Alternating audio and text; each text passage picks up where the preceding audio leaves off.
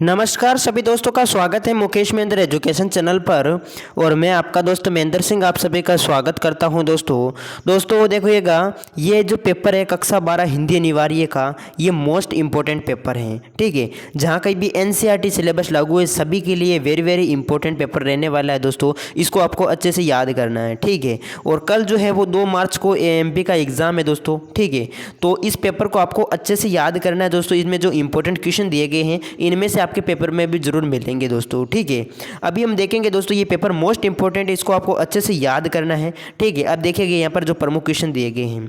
ठीक है, ये प्रमुख निर्देश तो आपको पढ़े लेने हैं दोस्तों। अब कल आपका एग्जाम है इसलिए मैं फटाफट करवा रहा हूँ, और ये निर्देश तो आपको पढ़ने हैं। और जो क्वेश्चन इसमें ये पूछे गए, देखो आप सबसे पहले खंड ए है, और खंड ए के अंदर प्रमुख जैसे एक ए पठित गद्यांश दे रखा है। ए पठित गद्यांश का मतलब जो पहले आपके पढ़ा हुआ नहीं है। ठीक है, ए पठित गद्यांश का मतलब जो आपके पहले पढ़ा हुआ नहीं है, आपको इसको पढ़ना है। पढ़ने के बाद इसका उत्तर प्रमुख जैसे इनमें से प्रश्न पूछे जाएंगे वो आपको देने होंगे। जैसे यहाँ पर इसी में से संबंधित पहले गद्यांश को पढ़ना है, मैंने तो पढ़ लिया है। अब जैसे मैं डायरेक्ट इसके आंसर बताऊंगा। ठीक है, पहला है कि पुस्तकालय की सबसे बड़ी उपयोगिता है। 4 ऑप्शन आपके सामने दे रखे हैं, उसमें जो राइट आंसर होगा दोस्तों वो हो जाएगा मनुष्य की ज्ञान में वृद्धि। ठीक है, ये पुस्तकालय की सबसे बड़ी उपयोगिता है।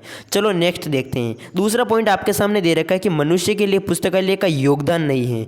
तो यहाँ पर मानवीय बुराइयों को उभारने के रूप में ये पुस्तकालय की उपयोगिता नहीं है, यानी मनुष्य के लिए पुस्तकालय का योगदान नहीं है। बाकी पढ़ने की रुचि उत्पन्न करने में, उपदेश या मनोरंजन के रूप में, अवकाश के क्षणों में सच्चा साथी दे, इस तरीके से प्रमुख ये साथ देता है पुस्तकालय। तीसरा पॉइंट आपके सामने दे रखा है कि कौन से छात्र अपना अधिकांश समय पुस्तकालय में बिताते हैं। तो उच्च कक्षा एक विशिष्ट योग्यता के इच्छुक ये छात्र जो है अपना अधिकांश जो समय है वो पुस्तकालय में बिताते हैं।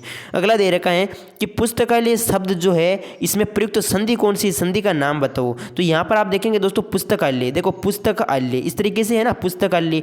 तो पुस्तकालय की यदि मैं संधि विच्छेद करता हूँ तो ये ऐसे होता है, पुस्तक प्लस आल्य। क्या होता है दोस्तों, पुस्तक प्लस आल्य ये होता है। अब यहाँ पर संधि का नाम पूछा कि संधि कौन सी है, तो पुस्तक क पीछे ए आ रहा है, तो पुस्तक प्लस यहाँ पर आल्य आ, यानी ए प्लस आ या बराबर क्या होता है, आ होता है। तो इसमें कौन सी संधि हो जाएगी दोस्तों, दीर्घ संधि हो जाएगी, क्योंकि दीर्घ संधि का नियम है दोस्तों ए प्लस ए, यानी क्या होता है, आ होता है।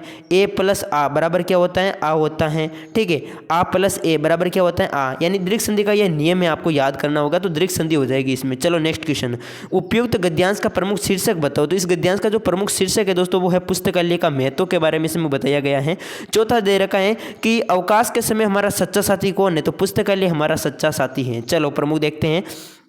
अब है यहाँ पर आपके सामने एक ए पठित पद्यांश। ठीक है, अब इस पद्यांश को आपको पढ़ना है और पढ़ने के बाद में प्रमुख आपको प्रश्न पूछे जाएंगे। ठीक है, ठीक है, तो ये दे रखा है दोस्तों। अब देखिएगा इसमें जो प्रश्न पूछे हैं कि कवि ने किस महापुरुष के भावों का उल्लेख किया है। इस पद्यांश को पढ़ लीजिएगा पहले, तो इसमें हो जाएगा दोस्तों महात्मा गांधी। ठीक है, इसके बाद हो रखा है अगला कि मैं मर जाऊंगा लेकिन मैं कल फिर जन्म लूंगा, कल फिर आऊँगा। इसमें जो इसका प्रमुख जो अर्थ है पद्यांश की उक्त अंतिम 3 पंक्तियों में कवि क्या कहना चाहता है। तो इस पंक्ति के माध्यम से कवि कहना चाहता है कि देश सेवा करने वाले बार बार जन्म लेते हैं और मरते हैं, यही कहना चाहते हैं। इसके बाद देखिएगा कि सुनसान का गला घोटा है, तात्पर्य बताइए। तो सुने मानव मन में आशा की उमंगें भर दी हैं, ये हो जाएगा इसका। किस रचना को लिखने की कई शैलियाँ होती हैं, शैली भेद के अनुसार उपयुक्त गद्यांश की लेखन शैली है। तो इसमें कौन सी हो जाएगी, तो इसमें आत्मकथा शैली हो जाएगी दोस्तों, ऑप्शन नंबर ए हो जाएगा इसका। इसके बाद देखिएगा उपयुक्त गद्यांश का नहीं उपयुक्त पद्यांश का प्रमुख शीर्षक क्या है। तो इसका प्रमुख जो शीर्षक है, शीर्षक नीचे दिए गए विकल्पों में से छाटिए। तो इसमें कौन सा हो जाएगा दोस्तों, इसमें हो जाएगा मानवता के मसीहा महात्मा गांधी हो जाएगा, यानी ऑप्शन नंबर सी राइट हो जाएगा।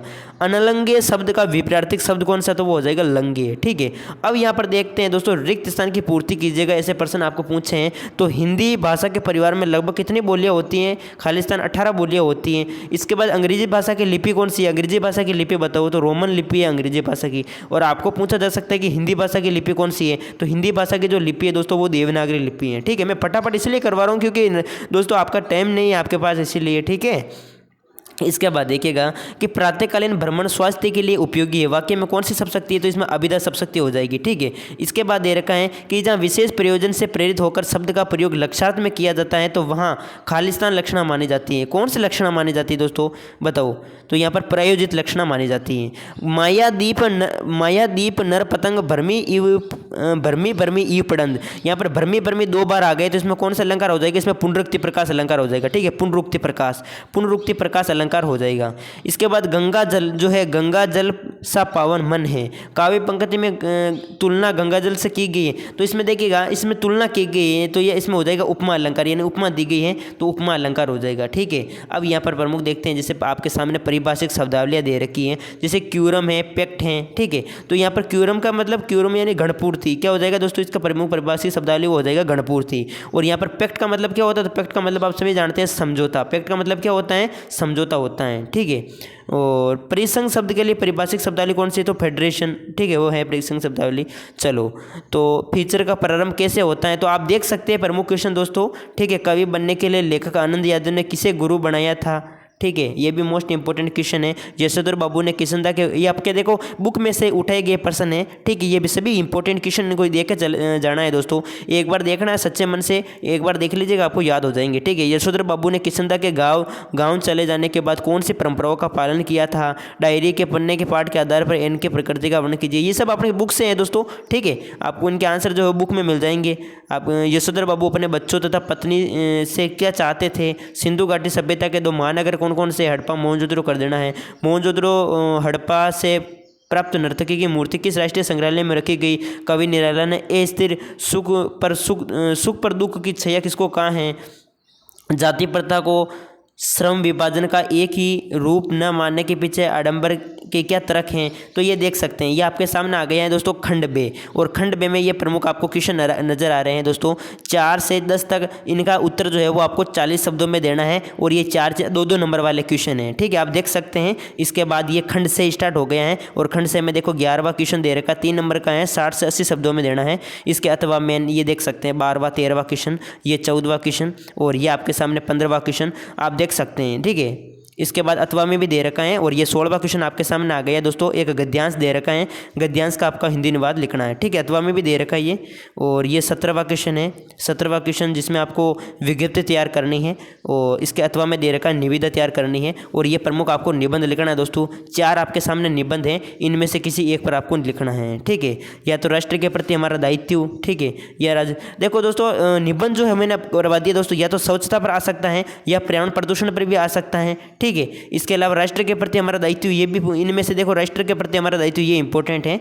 चलो, तो इस तरीके से ये प्रमुख था दोस्तों। 5-6 निबंध आपको देख के चले जाने दोस्तों, इनमें से आएंगे, मैंने वीडियो डाल रखा है, वैसे आप देख लेना आप। ठीक है, और तो मिलते हैं आपको नेक्स्ट वीडियो में। अगर अच्छा लगे तो लाइक ज़रूर करें, चैनल पर नहीं तो ज़रूर सब्सक्राइब करें। जय हिंद, जय भारत।